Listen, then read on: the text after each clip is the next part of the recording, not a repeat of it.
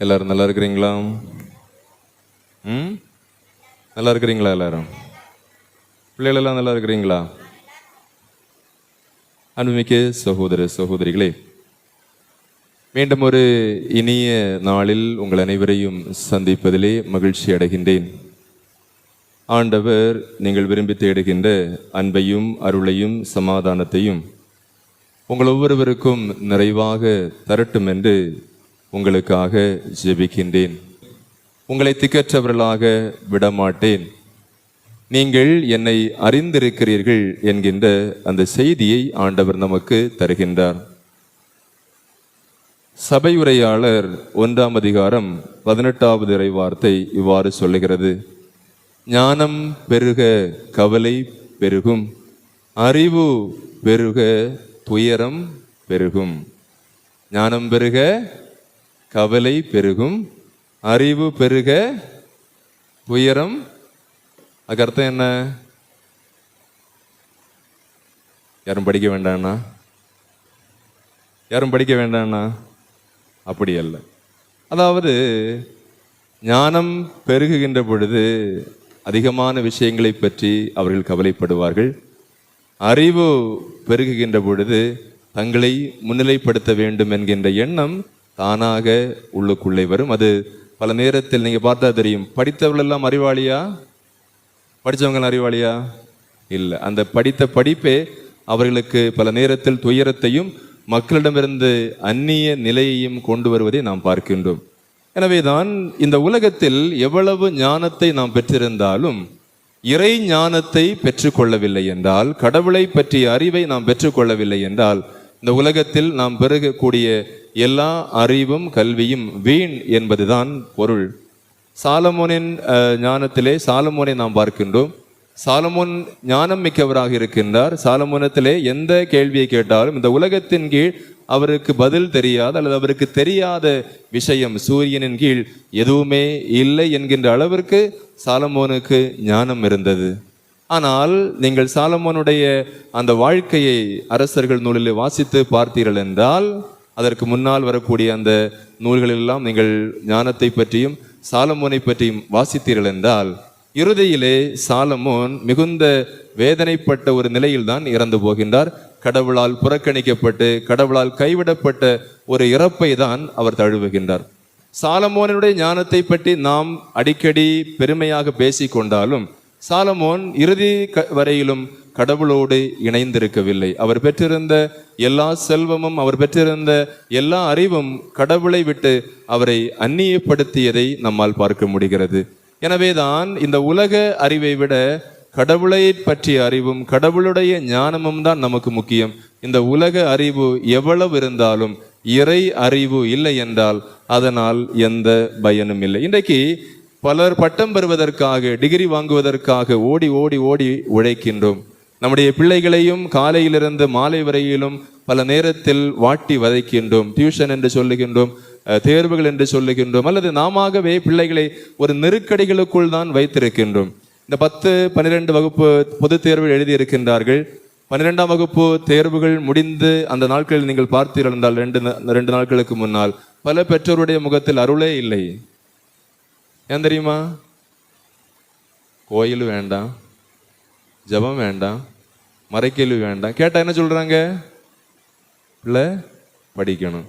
இப்போ அவங்க எதிர்பார்த்த மார்க் வராத உடனே முகம் என்ன செய்யுது? பொங்கி போகிறது. இது தவறல்ல. பிள்ளைகளை படிக்க வைக்க வேண்டும். ஆனால் கல்வி என்பது வாழ்வினுடைய ஒரு படிதான், அதல்ல வாழ்க்கை. இப்போ இங்கிலீஷ் மீடியம் படிக்க வைக்கிறீங்கன்னா இங்கிலீஷ் என்பது ஒரு மொழி, அது அறிவல்ல. அதனால் தமிழ் மீடியத்திலையும் படிக்கலாம். தமிழ் மீடியத்தில் படிக்கும் போது தான் அறிவு கூடுது. ஆங்கிலம் என்பது ஒரு மொழியை தவிர அது ஒரு மீடியம், ஒரு வழி, கல்வி கற்பதற்கான ஒரு வழி. ஆங்கிலம் அறிவல்ல, அதை நாம் புரிந்து கொள்ள வேண்டும். எனவேதான் கல்வி என்பது படிக்கட்டிலே, வாழ்க்கையினுடைய படிக்கட்டிலே முதல் படியை தவிர அதுதான் கோவில் அல்ல, அதுதான் வாழ்க்கை அல்ல. நாம் அந்த முதல் படிக்கட்டில் தான் கிடந்து கொண்டிருக்கின்றோம். அதனால தான் இந்த 10, 12ல் முதல் மதிப்பெண் எடுத்து அல்லது அதிகமான மதிப்பெண் எடுத்த நிறைய பிள்ளைகளை அதுக்கப்புறம் நீங்கள் பார்க்கவே மாட்டீங்க. எங்கே இருக்காங்கன்னு தெரியாது. அந்த 10ஆம் வகுப்பு ரிசல்ட் வரும்போது 12ஆம் வகுப்பு ரிசல்ட் வரும்போது மைக்கை நீட்டுவாங்க. என்னவாக நீங்க ஆக ஆசைப்படுறீங்க? அந்த பிள்ளை சொல்லும், நான் ஒரு சமூக சேவகராகி, மருத்துவராகி, ஆசிரியராகி, அப்படி இப்படின்னு எல்லாம் சொல்லும். அடுத்து 2 வருஷம் தாண்டி எங்க இருக்குன்னு தெரியாது. எனவேதான் பிள்ளைகளுக்கு எதை கொடுக்க வேண்டுமோ அதை கொடுக்க வேண்டும். அறிய வேண்டிய கடவுளை அறிய வேண்டிய நேரத்தில், அறிய வேண்டிய விதத்தில் அறிந்து கொள்வதுதான் உண்மையான அறிவும் ஞானமும். இப்ப கடவுளை பற்றிய அறிவு நமக்கு கிடைக்கவில்லை என்றால், கடவுளை பற்றிய ஞானம் நமக்கு கிடைக்கவில்லை என்றால், கண்டிப்பாக நம்முடைய வாழ்வில் இழப்பு என்பது நிச்சயம். ஏனென்றால் என்னுடைய வாழ்வில் நெருக்கடி வருகின்ற பொழுது, துன்பம் வருகின்ற பொழுது, பிரச்சனை வருகின்ற பொழுது, குழப்பங்கள் வருகின்ற பொழுது, அது எல்லாருக்கும் பொதுவானது, எனக்கு மட்டுமல்ல எல்லாருக்கும் பொதுவானது. நோய்கள் வருகின்ற பொழுது நாம் பிடித்து கொள்வதற்கு ஒரு பிடிப்பு என்பது கிறிஸ்தவர்களாகிய நமக்கு அல்லது கடவுள் நம்பிக்கையாளர்களுக்கு கடவுள். அது இல்லாத பட்சத்தில் தான் நிறைய பேர் விரக்தி அடைகின்றனர். ஏனென்றால் உறவுகள் கைவிட்ட நிலையில், சொந்தங்கள் கைவிட்ட நிலையில், நம்பியவர்கள் கைவிட்ட நிலையில், நாளைக்கு எதிர்பார்த்து நடக்காத நிலையில், அடுத்து என்ன செய்ய வேண்டும் என்று எதுவும் யோசிக்க முடியாத நிலையில், கையேறு நிலையில் நிற்கின்ற பொழுது நமக்கு ஒருவர் இருக்கின்றார் என்கின்ற அந்த எண்ணமும் அந்த ஆர்வமும் தான் மீண்டும் வாழ்வதற்கான வழியை கொடுக்கும் என்பதில் எந்த சந்தேகமும் இல்லை. எத்தனையோ பெரிய படிப்பு படித்தவர்கள், எவ்வளவோ செல்வமுடையவர்கள், எவ்வளவோ கோடிக்கணக்கிலே பணம் வைத்துக் கொண்டிருக்கக்கூடியவர்கள் என்ன சொல்லுகின்றார்கள்? தூக்கமே இல்லை, தூங்க முடியவில்லை, நான் இந்த திருப்பலியில வந்து கலந்து கொண்டேன், அல்லது இந்த வழிபாட்டிற்கு சென்றேன், இந்த நற்செய்தி கூட்டத்திற்கு சென்றேன், தியானத்திற்கு சென்றேன் என்றுதான் பலர் இன்றைக்கு ஓடிக்கொண்டிருக்கின்றார்கள். எனவேதான் நம்முடைய குழந்தைகளை சிறு வயதிலிருந்தே பழக்கப்படுத்த வேண்டும். அறிய வேண்டிய கடவுளை அறிய வேண்டிய வயதில், அறிய வேண்டிய நேரத்தில், அறிய வேண்டிய விதத்தில் அறிந்து கொள்வதுதான் உண்மையான ஞானம். 10ஆம் வகுப்பில் 70% மதிப்பெண் எடுத்த அந்த பெண் கோயிலுக்கு அல்லது எந்த விஷயத்துக்கும், ஒரு நல்லது கெட்டதுக்கு கூட, ஏமா இந்த 100% ஆஜர் அட்டெண்டன்ஸ் பள்ளிக்கூடத்தில், அதெல்லாம் ஒரு பெருமையா? ஒரு நாளும் லீவ் எடுக்காம 100% என்னது அட்டெண்டன்ஸ். இது பெருமை இல்லை, இது சிறுமை. ஏனென்றால் அந்த குழந்தைக்கு சித்தப்பா யாருன்னு தெரியல, பெரியப்பா யாருன்னு தெரியல, மாமா யாருன்னு தெரியல.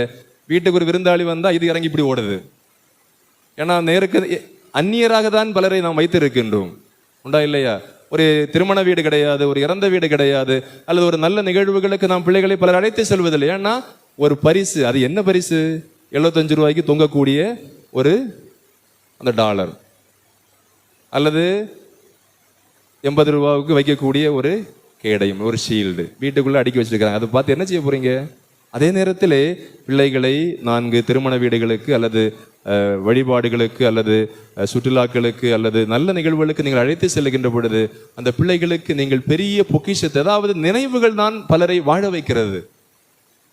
சிறு வயதில் இருக்கக்கூடிய நினைவுகள், நல்ல வார்த்தைகள், பலருடைய முகங்கள், அன்பானவர்களுடைய வார்த்தைகள், ஊக்கப்படுத்தக்கூடிய வார்த்தைகள் தான். திருமண வீடுகளுக்கு செல்லுகின்ற பொழுது, நல்ல நிகழ்வுகளுக்கு செல்லுகின்ற பொழுது, நம்முடைய சொந்தங்களை பார்க்கின்ற பொழுது ஒருவரை ஒரு ஊக்கப்படுத்துகிறோம், பிள்ளைகளை அரவணைக்கிறோம். இந்த அரவணைப்பும் அன்பும் நம்முடைய பிள்ளைகளுக்கு வாழ்நாள் முழுவதும் மறக்க முடியாத நினைவுகளாக இருக்கிறது. என்றால் 100% அட்டெண்டன்ஸ் என்று சொல்லி நீங்கள் பிள்ளைகளுடைய வாழ்வை சிதைக்கிறீர்கள் என்பதை ஒருபோதும் மறக்கவே கூடாது. இப்போ 10ஆம் கிளாஸ்ல 70%, 12ஆம் வகுப்பு வருகின்ற பொழுது அந்த பிள்ளை வெறும் 40% தான் மார்க் எடுத்தான். ஆனால் பிள்ளை ஒரே பிடிவாதமா பிடிச்சிடுச்சு, எனக்கு பிடெக் தான் படிக்கணும் அப்படின்னு. பிடெக் தான் படிக்கணும். அப்போ அப்பா சொன்னார், இல்லப்பா எனக்கு அதெல்லாம் தெரியாது, எனக்கு என்ன வேணும்? பிடெக் தான் படிக்கணும். என்ன செய்வீங்களோ எது செய்வீங்களோ? இல்லப்பா காசு, பிடெக் தான் படிக்கணும். ஏன்னா இன்றைக்கு நிறைய பிள்ளைகள் பெற்றோரை ஒழுங்குபடுத்துகிறார்கள். எப்படி? ஒழுங்கு மரியாதையா எனக்கு பிடெக்கு சீட் எடுத்து கொடு. இந்த நிறைய பேர் நீங்க பார்த்தா தெரியும், ஊர்ல இருக்கக்கூடிய மற்ற எல்லாரையும் மரியாதை இருந்துக்கோன்னு சொன்ன நிறைய பேர்கிட்ட சொந்த மக்கள் உட்கார சொல்றாங்க, ஒழுங்கா இருந்துக்கோ. உண்டா இல்லையா? எனவே தான் மக்கள் மரியாதை படிப்பிக்கக்கூடிய ஒரு காலத்திற்குள்ளே நாம் இருக்கின்றோம். பிள்ளைகளை நன்றாக வளர்த்துவது காலத்தினுடைய கட்டாயம். அந்த பிள்ளை சொல்லிச்சு, ஒழுங்கு மரியாதையா எனக்கு பிடெக்கில் சீட் எடுத்து கொடுங்க. நல்ல பால் வெட்டி கொண்டிருந்த கூடிய ரப்பர் மரம், 2 ஏக்கர் மரத்தை 8 லட்சம் ரூபாவிற்கு விற்று அந்த குழந்தையை சென்னையிலே ஒரு கல்லூரியிலே பிடெக் படிக்க வைக்கின்றார். அப்பாவுக்கும் அம்மாவுக்கும் பயங்கர சந்தோஷம். பரவாயில்ல, நினைச்சது போல பிள்ளை படிக்க போயிருக்கிறா, சீட்டு கிடைச்சது, அதுவும் சென்னையில படிக்கிறா அப்படின்னு சந்தோஷப்படுறாங்க. 1.5 ஆண்டுகள் அந்த குழந்தை படிக்கிறது. 1.5 ஆண்டுகள் முடிகின்ற பொழுது பக்கத்து வீட்டுக்காரர் சொன்னாரு, எப்பா பிள்ளை எங்க படிக்கிறா? அது மெட்ராஸ்ல படிக்கிறா. என்ன படிக்கிறா? பிடெக். இந்த ஊர்ல வேற யாரும் இது வரைக்கும் படிக்க தொடங்கல. அப்படியா? உங்க பிள்ளை நெட்ல எல்லாம் வந்திருக்காளே பாத்தீங்களா? அப்படியா? என் பிள்ளை நெட்லையும் வருவா எங்கும் வருவா. ஏன்னா அவன் ஏன் பிள்ளைன்னு அப்பா சொல்றாரு. அம்மா சொல்லிச்சான், உன் பிள்ளையா? அது என் பிள்ளை, என்ன போலதான் இருக்கும், அவ எங்கும் வருவா. சரி, உங்க பிள்ளைய பார்க்கணும்னா சாயங்காலம் 5 மணிக்கு வீட்டுக்கு வாங்க அப்படின்னு அவர் சொல்லிட்டு போயிட்டாரு. 5 மணிக்கு இந்த அப்பாவும் அம்மாவும், நிறைய பெற்றோர்கள் உண்மையிலேயே அவர்கள் பரிதாபத்திற்குரியவர்கள். பிள்ளைகள் என்ன செய்கிறார்கள் என்பதை கண்டும் காணாமலும் அல்லது தெரிந்து கொள்ளவே முடியாத அளவிற்கு இருக்கக்கூடிய பல பெற்றோரை நாம் பார்க்கின்றோம். பாவம். இந்த அம்மாவும் அப்பாவும் சாயங்காலம் 5 மணிக்கு குளிச்சு ரெடியாகி அந்த நபருடைய வீட்டுக்கு பக்கத்து வீட்டில் போறாங்க. மேல் மாடியில் மேலே கம்ப்யூட்டர் இருக்கு, நீங்க போங்க நான் வாரேன் அப்படின்னு சொல்றாங்க. இவங்க போய் உட்கார்ந்துருக்கிறாங்க பிள்ளையை பார்க்கக்கூடிய ஆவல்ல. அவர் வந்து தட்டி விட்டாரு. அங்க என்னன்னா, கையிலே அரைகுறை ஆடையோடு கையிலே சிகரெட்டும் அதை போல ஒரு மது கிண்ணமும் வைத்து அந்த பெண் முந்தின நாள் இரவிலே ஒரு பார்ட்டிக்கு சென்றதை வீடியோவாக எடுத்து சமூக வலைதளத்திலே பகிர்ந்திருப்பதைத்தான் அந்த தந்தையும் தாயும் பார்க்க நேர்ந்தது. 2 பேரும் அப்படியே குனிந்திருக்கின்றார்கள். அந்த பக்கத்து வீட்டு கேட்டாரு, எப்படி பிள்ளைய பார்த்தீங்களா? நீங்க சொன்னது போல உங்க பிள்ளை எப்படி இருக்கான்னு பார்த்தீங்களா அப்படின்னு சொன்னோடனே 2 பேருக்கும் பதில் கிடையாது. நிறைய நேரத்தில் பல பெற்றோர்கள் கூனி குறுகிதான் நிற்கின்றார்கள், ஒன்றுமே சொல்ல முடியவில்லை. 2 பேரும் மெதுவாக இறங்கி கீழே வந்தார்கள். முகத்துக்கு முகம் கூட பார்க்கல. கொஞ்ச நேரம் வீட்டில் உட்கார்ந்தாங்க. என்ன நினைச்சாங்கன்னு தெரியல. 2 பேருமே தூக்கிட்டு தற்கொலை செய்து கொண்டார்கள். எனவேதான் ஒருவேளை தங்களுடைய மக்களை பயிற்றுவிக்கப்படாத குதிரை கண்டிப்பாக அது போருக்கு உதவாது. மக்கள் கண்டிக்கப்பட வேண்டிய நேரத்தில் கண்டிக்காமல் அவர்களை விட்டுவிட்டு மற்ற நேரத்திலே வேதனைப்படுவதால் எந்த பயனும் இல்லை. எல்லாவற்றுக்கும் சிணுங்கக்கூடிய மகனுக்கு செல்லம் கொடுக்கக்கூடிய தந்தையும் தாயும் வேதனைக்கு தான் செல்வார்கள். அதாவது பிள்ளைகளுடைய சுமைகளை அவர்கள் சுமப்பதற்கு நீங்கள் கற்றுக் கொடுக்க வேண்டும். நீங்களாகவே எல்லாத்தையும் தூக்கிட்டு நடந்தீங்கன்னா எந்த குழந்தை தாய் தந்தையினுடைய சுமையை சுமக்கிறதோ அந்த குழந்தை சிறு வயதிலே பழகுகிறது. எப்படி என்றால், பெற்றோர்களே நீங்க பேகு அல்லது என்னவா இருந்தாலும் சரி, பிள்ளைய வேலையே செய்ய விடாம எங்குமே நீங்க தூக்கிட்டு நடந்தீங்கன்னா கடைசி வரைக்கும் நீங்க தூக்கிட்டு தான் இருக்கணும். அவன் கல்யாணம் ஆனாலும் என்ன செய்யணும்? நீங்க தூக்கிட்டு தான் நடக்கணும். அவனையும் தூக்கணும், அவன் பேகையும் தூக்கணும். அதே நேரத்திலே பிள்ளைகள் அவர்களுடைய சுமைகளை அவர்கள் சுமக்க கற்றுக்கொள்கின்ற பொழுது பெற்றோர் ஒரு சுமையை தூக்கி கொண்டு வந்தால் கூட, அம்மா ரேஷன் கடையிலிருந்து சாதனம் வாங்கிட்டு வராங்க, இந்த பிள்ளை என்ன செய்யணும்? ஓடி போய் அந்த பொருளை வாங்கி வீட்டுக்குள்ள எடுத்து வைக்கிறதுக்கு மக்களை பழக்கணும். அந்த குழந்தைகள் உங்களை இறுதி வரையிலும் சுமப்பார்கள். வித்தியாசம் புரியுதா? 2க்கும் நீங்க சுமந்தீங்கன்னா கடைசி வரைக்கும் நீங்க தான் சுமக்கணும். இன்னைக்கு டாக்டர் பையன் டாக்டர் திருமணம் செய்து வைத்திருக்கிற அந்த பொண்ணு புலம்புது. திருமணம் செய்த பெண் என்னன்னா, அந்த பெண் தான் காலையில எழுப்பி பேஸ்ட் எடுத்து பிரஷ் எடுத்து அவனுக்கு பல்லு தேய்ச்சி விடணும். யாருக்கு? சொந்த கணவனுக்கு. அவர் யாரு? மருத்துவர். கேட்டா என்ன சொல்லுது? எல்லாம் அந்த அம்மா செய்த வேலை. ஒரே பிள்ளைன்னு செல்லம்மா நான் வளர்த்தேன், இன்றைக்கு அதுவே வினையாக மாறி நிற்கிறது. எனவேதான் அன்புமிக்கவர்களே, நாம் என்ன கொடுத்தாலும் சரி, கடவுளை கொடுக்காத பெற்றோர் நல்ல பெற்றோராக இருக்கவே முடியாது. அப்படி என்றால் அறிய வேண்டிய கடவுளை அறிய வேண்டிய நேரத்தில் அறிய வேண்டிய விதத்தில் அவர் எப்படி இருக்கிறாரோ அப்படி அறிந்து கொள்வதற்கு நம்முடைய மக்களை பழக்க வேண்டும். மக்களை மட்டுமல்ல, நாமும் அதற்கு பழக வேண்டும். ஏனென்றால் திருப்பால் 34:8 சொல்லுகிறது, ஆண்டவர் துணை இனியவர் என்று சுவைத்து பாருங்கள். இவ்வுலக அறிவு எவ்வளவு இருந்தாலும் அது அறிவல்ல, கடவுளை பற்றிய அறிவுதான் அறிவு. எல்லா நிலையிலும் கடவுளை நாம் அறிந்து கொள்ள வேண்டும். அவர் எப்படி இருக்கிறார்? அவர் நம்மை படைத்தவர், அவர் நம்மை வாழ வைக்கக்கூடியவர், இந்த உலகத்தை படைத்தவர், இந்த உலகத்தினுடைய மக்கள் ஒவ்வொருவருக்கும் அருணும் கோட்டையுமாக இருந்து வழிநடத்தக்கூடியவர், நம்முடைய துன்பங்கள் நமக்கு துணை நிற்கக்கூடியவர், நாம் திக்கற்ற நிலையில் யாரும் நமக்கு உதவி செய்ய முடியாது என்ற ஒரு கையறு நிலையில் நின்றாலும் அஞ்சாதே, நான் என்று முன்னோடு எனக்கே உரியவன், என் பார்வையிலே மதிப்பு மிக்கவன், உன்னை நிலைகுலைய விட மாட்டேன், மலைகள் பெயரினும் நீ ஒருபோதும் சாய மாட்டாய், உன் மீது நான் கொண்ட பேரன்பு என்றும் நிலைத்திருக்கும் என்கின்ற அந்த ஆறுதல் வாக்குறுதிகளை நமக்கு தருகின்ற ஒரு கடவுள் எல்லா சூழ்நிலையிலும் நமக்கு இருக்கிறார் என்கின்ற அந்த உணர்வு, அவரை பற்றிய அறிவு, அவர் எப்படி இருக்கிறாரோ அப்படியே தெரிந்து கொள்வதற்கு நம்முடைய மக்களை பழக்குவதுதான் உண்மையான ஞானம். கடவுள் எப்படிப்பட்டவர் என்பதை நாம் தெரிந்து கொள்ள வேண்டும். எந்த கடவுளை நாம் வணங்குகிறோம், எந்த கடவுளை நாம் ஏற்றுக்கொள்கிறோம், எந்த கடவுளை நாம் ஆராதிக்கின்றோம், எந்த கடவுளை நாம் நம்புகிறோம், நாம் நம்புகிறவர் யார் என்று நமக்கு தெரியாமல் அவரிடத்திலே ஒருபோதும் அன்பையும் உறவையும் நம்மால் கொண்டு வரவே முடியாது. அப்படி என்றால் நாமும் முதலில் அதற்கு பழக வேண்டும். ஆண்டவரே துணை, நல்லவர் என்று சுவைத்து பாருங்கள் என்கின்ற அந்த வார்த்தையை முதலில் நாம் உள்வாங்க வேண்டும். இரண்டாவது, நம்முடைய மக்களுக்கு அதை பழக்கி கொடுக்க வேண்டும். ஏனென்றால் நம்பிக்கை என்பது அது பகரக்கூடியது, இன்னொருவரிடமிருந்து ஒருவருக்கு கொடுக்கக்கூடியது. எனவேதான் திருமுழுக்கின் பொழுது ஞான பெற்றோருடைய கடமை அங்குதான் இருக்கிறது. ஞான பெற்றோருடைய கடமை என்பது புது நன்மைக்கு துணியும் மோதிரமும் வாங்கி கொடுக்கிறதோ அல்லது துணி சாரி வாங்கி கொடுக்கிறதோ அல்ல. ஞானப்பெற்றோருடைய கடமை என்பது பெற்றோருடைய அதே கடமைதான். விசுவாசத்தில் வளர்ப்பது பெற்றோருடைய கடமை எந்த அளவிற்கு இருக்கிறதோ அதே கடமைதான் ஞான பெற்றோருக்கு இருக்கிறது என்பதை மறக்கவே கூடாது. அதனாலதான் பிள்ளைகள்ட்ட கேட்கணும், மரக்கேள்விக்கு போறியா, பூசைக்கு போறியா, நன்மை எடுக்கிறியா, பாவ சங்கீர்த்தனம் செய்யறியா, பிபிஎஸ்க்கு போறியா, அல்லது ஆன்மீக காரியங்களிலே ஜபமாலை சொல்றியா, எல்லா நாளும் வீட்டில் ஜபம் செய்யறியா, பைபிள் வாசிக்கிறியா என்று கேட்பதற்குரிய கடமை எல்லா ஞான பெற்றோருக்கும் இருக்கிறது. நிறைய ஞான பெற்றோர் பெருமைக்குரியவர்களாக தான் இருக்கிறார்கள். அந்தந்த விழாக்களுக்கு மட்டும்தான் வருவாங்க, கௌரவமா நிற்பாங்க, போட்டோ எடுப்பாங்க, போவாங்க. அதெல்லாம் ஞான பெற்றோருடைய கடமை. பெற்றோருடைய அதே கடமைதான் ஞான பெற்றோருடைய கடமை. எனவேதான் கடவுளை அறிந்து கொள்ள முடியாத ஒருவர் தன்னுடைய வாழ்வில் விரக்தியை தான் சம்பாதிப்பார். ஒரு மருத்துவர், அவருடைய கீழே 12 மருத்துவர்கள் வேலை செய்கிறார்கள். இதய நிபுணர். இதயத்தை பற்றி நீங்கள் என்ன கேட்டாலும், அதாவது அவருக்கு இதயத்தை பற்றி தெரியாத விஷயமே இல்லை. ஒன்று. இரண்டாவது, எப்படிப்பட்ட சின்ன ஒரு பதபதப்பு கிடந்தா கூட, இதயத்திலே ஒரு சின்ன படபடப்பு இருந்தா கூட அவருடைய மருத்துவ அந்த டேபிளிலே படுக்க வைத்த அந்த நோயாளி ஒரு தட்டு எழுப்பிவிடக்கூடிய அறிவு அவருக்கு இருந்தது. இதயத்தை பற்றிய முழு அறிவும் அவருக்கு இருந்தது. திடீரென்று காய்ச்சல் வருகிறது, 2 வாரமா காய்ச்சல். மருந்து வாங்கி பார்க்குறாரு, மருந்து வேலை செய்யலை, திரும்ப காய்ச்சல் வந்து கொண்டு இருக்கிறது. ஒரு பிளட் டெஸ்ட் கொடுக்குறாரு. பிளட் டெஸ்ட் கொடுத்தப்போ அங்கிருந்த அந்த லேபினுடைய உதவியாளர்கள் அதிர்ந்து போகின்றார்கள். 1 வாரம் கழித்து மீண்டும் வருகின்றார், மீண்டும் அந்த இரத்தத்தை கொடுக்கின்றார். அப்பொழுதும் அதிர்ச்சி அடைகின்றார்கள். இவருடைய முகத்தை பார்க்கின்ற பொழுது அந்த டாக்டர் கேட்டார், என்ன 2 நாள் நான் வந்தேன், 2 நாளுமே உங்களுடைய முகம் ஒரு மாதிரி இருக்குது, என்ன ஆச்சு அப்படின்னு.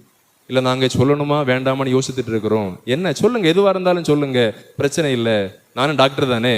இல்லை, நீங்கள் டாக்டர் தான், ஆனால் நாங்கள் சொல்ல போகிறதே உங்களுக்கு எப்படி எடுத்துப்பீங்க, பரவாயில்லை, எதுவாக இருந்தாலும் சொல்லுங்க, நாம் பார்த்துக்கலாம். டாக்டர், உங்களுக்கு HIV எய்ட்ஸ் கிருமிகள் பாதிக்கப்பட்ட அந்த நோய் இருக்கிறது என்று சொல்லுகின்றனர். ஏற்கனவே இவருக்கு இரத்தம் சம்பந்தமான ஒரு அறுவை சிகிச்சை நடைபெற்றதிலே இரத்தம் மாறி இருக்கிறது. அதிலே இவருக்கு HIV கிருமி அதிலே வந்திருக்கிறது. இப்போ அவர் இவ்வளவுதானே அப்படியே சொல்லுகிறார், சிரித்து கொண்டே சொன்னார், இவ்வளவுதானே. நிறைய பேர் அப்படிதான், வெளிக்காட்ட மாட்டாங்க, என்ன சொன்னாலும் சிரிச்சிட்டு ஆமா ஆமா போவாங்க. ஆனால் ரூமுக்குள்ள போய் முளை என்ன செய்வாங்க, அழுவாங்க. அது போல தான் அவர் என்ன பண்ணாரு, வெளியில சொன்ன பரவாயில்ல, எத்தனையோ லட்சம் HIV நோயாளிகளோடு இன்னைக்கு நானும் ஒருத்தன், நான் பார்த்துக்கலாம் அப்படின்னு சொல்லிட்டு போயிட்டாரு. அறைக்கு போய் அவரால் நிம்மதியாக இருக்கவே முடியவில்லை. என்ன செய்தார் என்று கேட்டால், அவர் என்னெல்லாமோ செய்து பார்த்தார், எதுவும் அவருக்கு நிம்மதியையும் மன அமைதியும் கொடுக்கவில்லை. விஷ ஊசி எடுத்து தனக்குத்தானே போட்டுக்கொண்டு இறந்து போகின்றார். இதயத்தை பற்றிய முழு அறிவு அவருக்கு இருந்தது. இந்த உலக ஞானம் முழுமையாக அவருக்குள்ளே இருந்தது. ஆனால் அறிய வேண்டிய கடவுளை அறியாத நிலையில் வாழ்விலே பிடிப்பில்லாமல் அவர் இறந்து போகின்றார். அதே நிலைமைதான் ஏறக்குறைய ஒரு 10 ஆண்டுகளுக்கு முன்னால் ஒரு இளைஞன் நற்செய்தி கூட்டங்களுக்கு எங்களோடு வரக்கூடியவன். அவன் கீபோர்டெல்லாம் போடக்கூடியவன். அவன் பாடினான்னா கூட பாடுறவங்களுக்கு வானமே திறந்து வானதூதர்கள் கீழே இறங்கி வர்றது போல ஒரு உணர்வு இருக்கும். அந்த அளவிற்கு நல்ல திறமையோடு, நல்ல ஆன்மீக உணர்வோடு பாடக்கூடிய ஆற்றல் வாய்ந்த அந்த இளைஞன். தொண்டவலி 2 வாரமாக அதிகமான வலியாக இருக்கிறது. 15வது நாள் மருத்துவ பரிசோதனைக்கு சென்ற பொழுது மருத்துவர் சொல்லுகிறார், உனக்கு தொண்டையில கட்டி இருக்குப்பா, தொண்டையில ஒரு கட்டி இருக்குது. அவன் உடனே கேட்டான், அப்ப இனி என்னால் பாட முடியாதா, என்னால் இனி பாட முடியாதா? இப்போ மருத்துவர் 2 பேர் உட்கார்ந்துருக்கிறாங்க. ஒரு ஆள் சொன்னார், இல்லப்பா நீ பாடலாம், ஒரு சின்ன அறுவை சிகிச்சை, அது புற்றுநோய் கட்டி, சின்ன அறுவை சிகிச்சை மட்டும் செய்யணும், நீ கடவுளுக்காக பாடக்கூடியவன், கடவுளுக்காக பணி செய்யக்கூடியவன், கடவுளுக்காக மக்களை தயார் செய்யக்கூடியவன், எனவே உனக்கு ஒரு பிரச்சனை வராது, அறுவை சிகிச்சை மட்டும் நம்ம செய்வோம், கண்டிப்பாக உன்னுடைய தொண்டை நலமடையும், நீ மீண்டும் பாடுவாய் அப்படின்னு பக்கத்தில் இருந்த ஒரு மருத்துவர் சொல்லுகின்றார். ஆனாலும் அறுவை சிகிச்சை கண்டிப்பாக செய்தே ஆக வேண்டும் என்று சொல்லுகின்றார்கள். அவன் சொன்னான், எனக்கு ஒரு 2 வாரம் டைம் கொடுங்க, அதுக்கு பிறகு நான் வந்து உங்ககிட்ட சொல்றேன் அப்படின்னு. இப்போ எல்லாரும் இவன் ஏறக்குறைய நிறைய அருள் பணியாளர்களுக்கும் அருள் சகோதரிகளுக்கும் அறிமுகமானவன். அதனால் நிறைய பேர் அவனை தேடி வராங்க, வீட்டில் ஜெபிக்கிறாங்க. கடைசியில் அவன் இருக்கக்கூடிய அந்த தியான இல்லத்திலிருந்து ஒரு திட்டம் போடுகின்றார்கள். ஒரு 3 நாளைக்கு நாம் எல்லாரும் இவனுடைய வீட்டில் போய் ஒரு ஜெபம் செய்வோம், 3 நாள் காலையிலிருந்து சாயங்காலம் வரையிலும் உபவாச ஜெபம் செய்வோம் என்று சொல்லி நிறைய பேர் அழைத்து கொண்டு அவனுடைய வீட்டிற்கு வருகின்றார்கள். அவனுடைய வீட்டிற்கு வந்து முதல் நாளில் அந்த ஜெபம் முடிகிறது. 2வது நாளில் ஏராளமான மக்கள், ஏராளமான அருள் பணியாளர்கள், ஏராளமான அருள் சகோதரிகள் முழங்காலிட்டு, ஆண்டவரை உம்முடைய பணி செய்யக்கூடிய உம்முடைய மகனை நீர் ஆசீர்வதித்து அவனுடைய நோய்களிலிருந்து அவனை விடுதலை செய்ய வேண்டும் என்று கண்ணீர் விட்டு உருக்கத்தோடு உபவசித்து ஜெபித்தார்கள். 3வது நாள் மத்தியானம் வரையிலும் ஜெபம் நடைபெறுகிறது. அவன் வந்து சொன்னா, ஏமா எனக்கு கொஞ்சம் கஷ்டமா இருக்குது, மனசுக்கு ஒரு மாதிரி இருக்குது, நான் கொஞ்சம் ரெஸ்ட் எடுக்கிறேன், கொஞ்சம் நல்ல ஜெபம் செய்யுங்க அப்படின்னு அங்கே இருந்த ஒரு அருள் சகோதரியிடத்திலே சொல்லிவிட்டு அவன் அறைக்குள்ளே தூங்க சென்றான். மாலையிலே ஜெபம் முடிகிறது. இவனை தேடுகிறார்கள். எல்லாரும் வீட்டுக்கு போனோம், இவனை தேடுறாங்க, இவனை எங்கேயும் காணல. இவனை தேடி தேடி தேடி பார்த்து ஃபோன் பண்ணா ஃபோன் சுவிட்ச் ஆஃப்னு வருது. எல்லா இடமும் பார்த்து கடைசியில் ரூமை தட்டினா ரூம் பூட்டி இருக்குது. ரூமை உடைத்து பார்த்த பொழுது எந்த இளைஞன் ஆண்டவரை பாடி பாடி பாடி ஆண்டவரை துணை நல்லவர் என்று மற்றவருக்கு சுவைத்து பாருங்கள் என்று சொன்னானோ, அதே இளைஞன் தன்னுடைய நோயினுடைய அந்த வேதனையை தாங்க முடியாமல் உத்தரத்திலே தூக்கு போட்டு இறந்து போனான். அவனுடைய அடக்கத்திற்கு நான் போயிருந்தேன். அவனுடைய பக்கத்தில் போய் நான் மெதுவாக கேட்டேன், எப்பா, எத்தனையோ பேர் உன்னால கடவுளை அறிந்து கொண்டார்கள், எத்தனையோ பேர் உன்னால் கடவுளிடத்திலே திரும்பி வந்தார்கள், எத்தனையோ பேர் உன்னால் கடவுளிடத்திலே நோய்களிலிருந்து விடுதலை பெற்று சமாதானத்தோடு வாழ்வை பெற்றுக் கொண்டார்கள், ஆண்டவர் துணை நல்லவர் என்று சுவைத்து பாருங்கள் சொல்லி சொல்லி எத்தனையோ பேருடைய வாழ்க்கையில நீ மாற்றத்தை கொடுத்தியே, ஆனால் அதே ஆண்டவருடைய அன்பையும் இரக்கத்தையும் உன்னால் சுவைக்க முடியவில்லையே. அதெல்லாம் சீராக்கின் ஞானம் 19:27 அழகாக சொல்லுகிறது.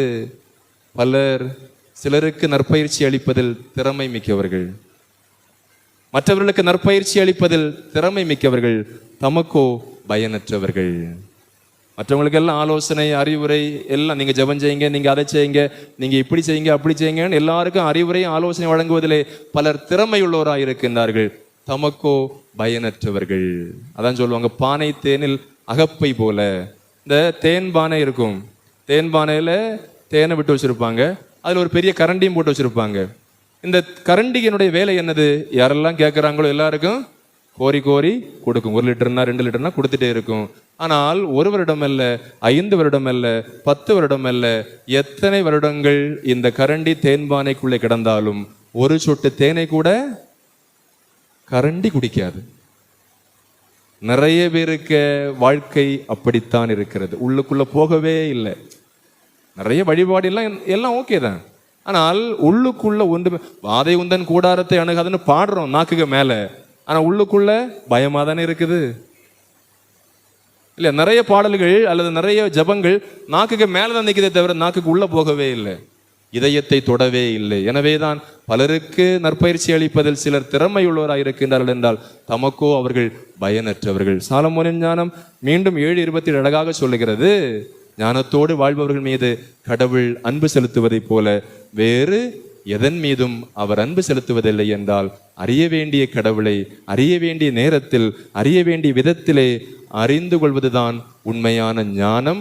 அதைத்தான் யோபு செய்கின்றார். யோபு அவர் மனைவியால் புறக்கணிக்கப்படுகின்றார். சொந்த நண்பர்களே அவரை தாறுமாறாக பேசுகிறார்கள், அவருடைய சதை அழுகுகிறது, அவருடைய வாழ்வை மிகவும் அவரே நொந்து போகிறார். என் தாயினுடைய கருப்பையினின்று நான் வெளிவந்த நாள் சபிக்கப்படுக, நான் இறந்து போவனாக என்று கடவுள் முன்னால் அவரே நொந்து போகக்கூடிய ஒரு சூழ்நிலை அவருக்கு வந்தாலும் அவருடைய நம்பிக்கை, கடவுளை பற்றிய அறிவு, அவர் சொல்லக்கூடிய வார்த்தை அழகானது. யோபு 19வது அதிகாரத்தில் அவர் சொல்வார், அதாவது என் சதை அழுகுகிறது, நான் செத்து கொண்டிருக்கிறேன், ஆனால் என் மீட்பர் வாழ்கின்றார், என் மீட்பர் வாழ்கின்றார், இறுதியில் மண்மேல் எழுவார் என்று நான் அறிவேன்.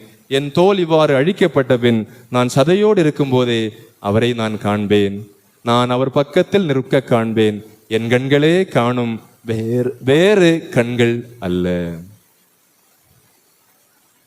நான் செத்து கொண்டிருக்கிறேன், எனக்கு நோய் இருக்கிறது, எல்லாரும் என்னை விமர்சிக்கிறார்கள், எல்லாரும் என்னை புறக்கணிக்கிறார்கள், யாரும் என்னை சேர்த்து கொள்ளவில்லை, எல்லாரும் என்னை ஒதுக்கி வைக்கிறார்கள். ஆனால் இதை எல்லாவற்றையும் விட எனக்கு ஒரு பெரிய கடவுள் இருக்கின்றார், அவரை நான் நம்புகிறேன், அவர் என்னை அணைத்துக் கொள்வார், தாய் மறந்தாலும் நான் உன்னை மறக்க மாட்டேன் என்று சொன்ன அவருடைய வார்த்தை எனக்கு இருக்கிறது.